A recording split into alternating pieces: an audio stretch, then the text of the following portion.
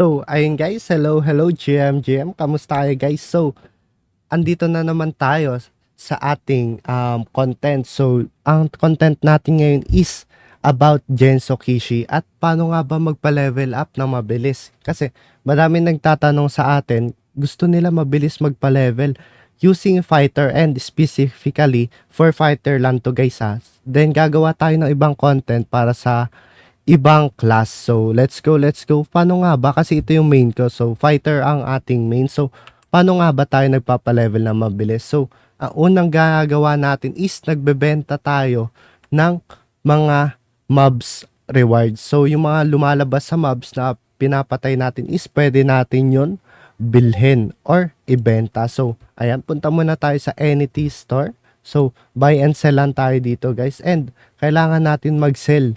So, ano nga ba yung pwede natin i-sell? So, pwede natin i-sell yung mga available sa inventory natin. Pero as of now, ito yung Scarlet, Tiny, and Pure Stone na medium ang available natin. So, max lang natin yan.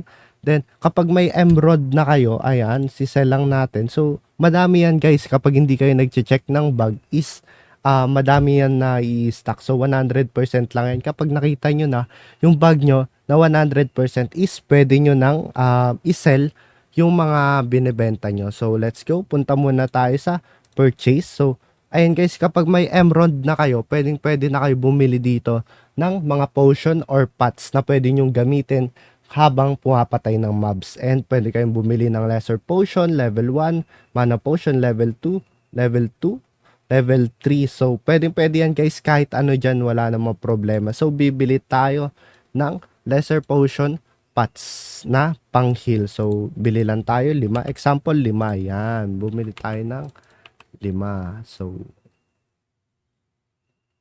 yan. Nakalima na tayo. Bumili tayo using Emerald. So, yan. Check natin sa bag natin yan. So, let's go. Let's go. Nakita natin may times 5 na potion dito. So, let's go. Let's go. Punta muna tayo dito sa Ateria Plains.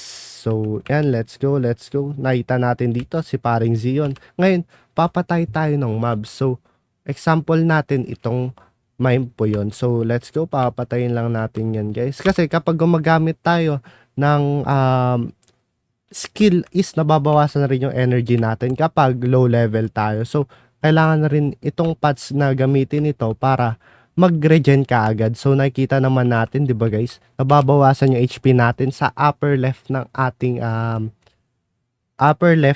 game. Nakikita natin, nababawasan yung HP natin para mag-regen ito ng mabilis at hindi tayo mamatay kasi medyo malakas yung bawas ng XP kapag namatay kayo.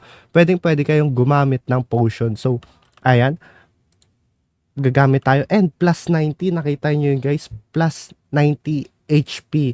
So yun, napakaganda nun para mabilis tayo mag-farm. So ganun lang, paulit-ulit lang naman yung gagawin natin guys. Papatay tayo ng mobs and yung mga makukuha nating rewards dito is ibebenta natin. Wait lang, ulitin natin. Ayan. Yung mga, ayan, yung katulad dyan, yung mga chest na yan na nakukuha natin is pwede nyo yan ibenta. Yung mga nakuha nyo dyan. So, let's go. Nakikita nyo yan dito sa bag nyo. And, ayan, makikita natin yan dito. So, nakuha natin is 2 pure stone at isang pure stone na medium. So, yun lamang guys. At may isa pa akong tip bago tayo magpaalam. Paano magpa-regen ng HP ng mabilis. So, punta lang tayo sa bag at pwede tayo gumamit or bumili ng mga consumables like this dried meat, piece of cheese. Ayan. Pag nakikita nyo naman guys na may gamit kayo, like ito yung fullness at may icon na ito guys. Yan. May icon na yan. Like food or meat ba yan? So yun, nakikita natin guys. Ayan. Nakikita nyo HP natin. Pansinin nyo HP natin is tumataas siya every 10 seconds ata plus 8. So yun, habang nakikipaglaban ka is tumataas yung HP nyo. Nakita nyo guys yung arrow natin. So, yun lamang guys. Sana may natutunan kayo and paulit-ulit nyo lang gagawin at mabilis kayo dito makakapagpa-rank up. So, yun lamang guys. Salamat at sana may natutunan kayo. GG's guys. Jude out here. Bye-bye. Salamat guys.